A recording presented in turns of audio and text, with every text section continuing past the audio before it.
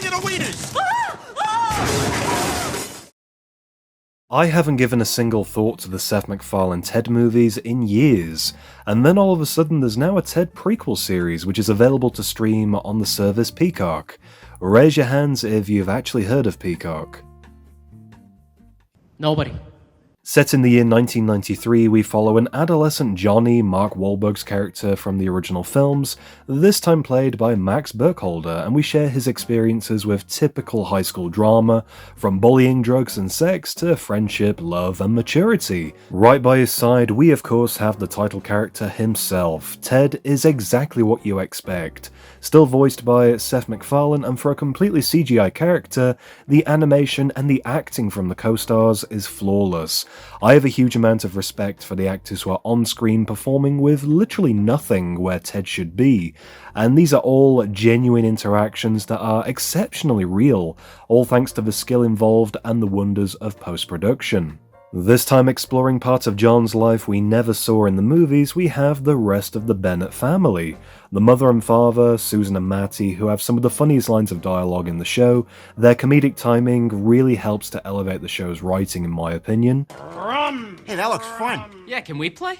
No. Blair, John's cousin, was a personal favourite character played by Georgia Wingham, and staying with the family, she fills the role of an older sibling type character, sharing typical coming-of-age storylines from a more mature point of view. Without spoiling anything specific, I really enjoyed how the series felt a lot like a live-action Family Guy.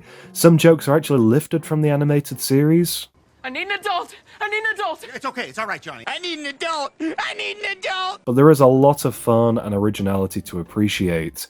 It's edgy and quite often stupid, but it retains a wholesome innocence at its core. With only 7 episodes, I am left wanting more and hoping for a second season, which I feel is a good thing. And getting into spoiler territory, with this only being a short run of episodes, I thought it would be worthwhile discussing them in further detail.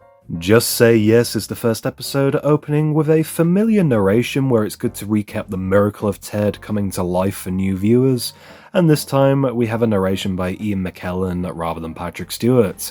And set in the year 1993, I respect how the series does feel familiar for those that did watch the movies, but the setting is entirely new with plenty of callbacks and setups for what the characters will become in the movies.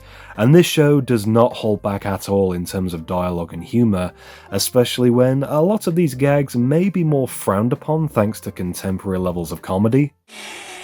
Wow, you were gonna make some guy very happy one day. Fuck off. Try it again with eye contact. Fuck you, man. We get a feel for the main characters with this being an establishing episode, and story-wise the premise is fairly straightforward. Ted's behaviour becomes a cause for concern, he's left at home alone while the rest of the family goes about their day, therefore he is enrolled at the same school as Johnny. And the goal at first is to get Ted kicked out, and he plans to get caught with weed on school campus, but instead this just enables their long history of marijuana addiction. I really enjoyed the plot twist of Blair selling the drugs on the side to make money for her college tuition, and she is portrayed as annoyingly square at first, but nobody's perfect. And she's caught out by Matty selling drugs to John and Ted. And to stop her from being evicted from the home, Ted makes a deal, giving Matty the original mouthguard from Rocky in exchange for letting Blair stay at the house. And I usually really dislike forced pop culture references, but seeing Scott Grimes wearing the mouthguard, embracing Stallone, was honestly one of the funniest moments in the entire series. My Two Dads was overall a very strange follow-up episode. It does further the plot surrounding Ted surviving at school with John, and introduced in the first episode we get more character development from the generic bully, Clive. Getting their own back on him, John and Ted learn that he doesn't have a father, and so, with revenge and humiliation in mind, they prank call Clive pretending to be his dad. Things get out of hand, however, when Clive wants to meet his father in person, and I found this hilarious, wondering just how far they would be willing to go. Plus, the twist of them both actually starting to care about Clive like proper parental figures made the storyline a lot more engaging. Next up we have Ejectile Dysfunction, and I love this episode's extremely uncomfortable situation comedy for both John and Ted, and surprisingly for Susan and Matty. John wants to rent his first porno tape from the video store, but obviously isn't old enough, and nor is Ted, and so they both get fake IDs, rent a load of tapes, only for one of them to get stuck in the VCR. And whilst this is going on, Matty treats Susan to an expensive dinner out, and instead of this being a romantic gesture, he plans to put something in his food in order to get a free meal. And again, similar to the previous story, this begged the question, how far is this character willing to go? What won't they compromise for a free meal? Overall, a very funny episode for the visual comedy in particular. Next up is Subways, Bicycles and Automobiles, of course referencing one of Macfarlane's favourite movies of all time, often shown in Family Guy, Planes, Trains and Automobiles. And this time giving us a Halloween-themed episode. Blair asks Ted to be her designated driver while she goes drinking at a party. Ted, however, does not stay sober, and on the way back home crashes Blair's car, leaving them stranded on the other side of town. And I really enjoyed seeing these two characters interact with one another, who surprisingly have great chemistry despite being very oppositional. And one of the weirdest side stories involved Johnny waiting for Ted to return home so they can throw eggs at trick-or-treaters.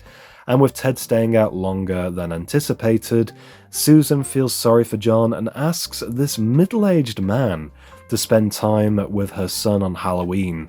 Props to the actor because he nailed every single scene of skin-crawling cringe comedy, some hilarious setups, and some great punchlines in this episode, which was one of my personal favourites.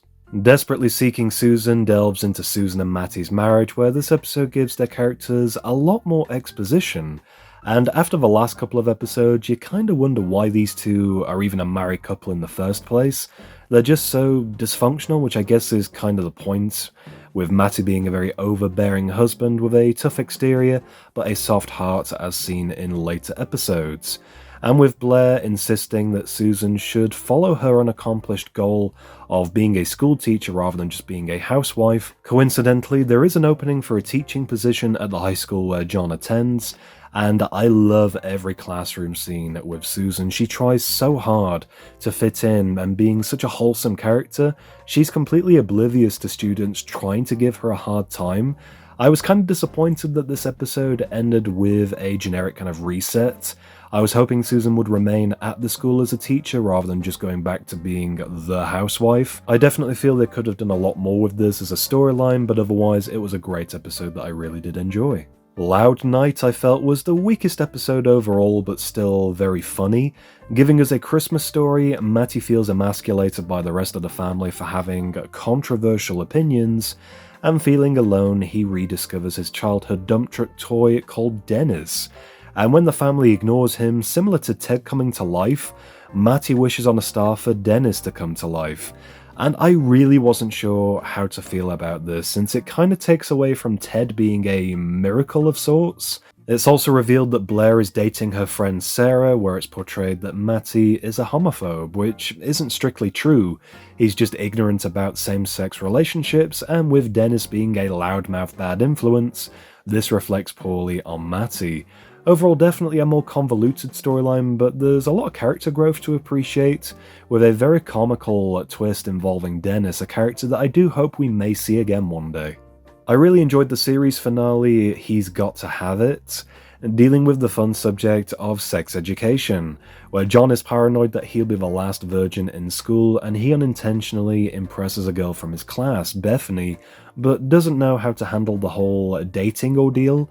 And so Ted decides to help boost his confidence and plan the date, and things do surprisingly work out, but suddenly this ends where she is put off by John, and this is thanks to Ted making up stories about how experienced John is, and I felt like this was going to evolve into maybe a will they won't they kind of scenario, but that wasn't the case.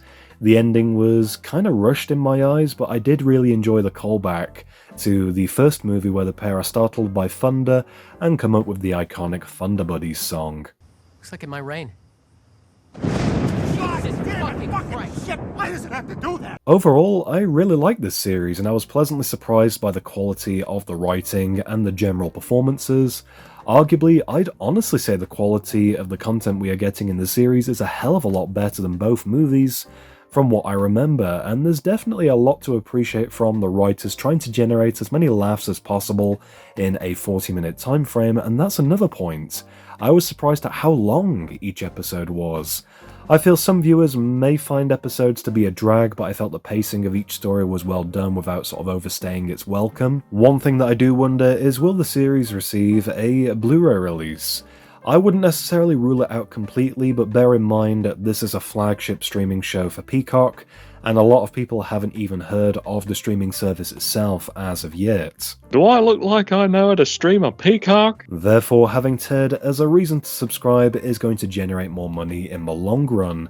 And who knows, maybe after a few years, especially if the show does continue, it would be great to see a physical release, and it'd be great to see some outtakes as bonus features perhaps, some behind the scenes of CGI Ted being created, deleted scenes, etc. I still feel like there is a market for that sort of content, which only seems to be fulfilled by physical media releases. Anyway, let me know if you decide to check out the Ted prequel series, and if you already have, what did you think of it? As always, I love hearing your thoughts and opinions. Be sure to leave a like if you enjoyed this review, and for more content, be sure to subscribe to my YouTube channel at DVD Review Studios.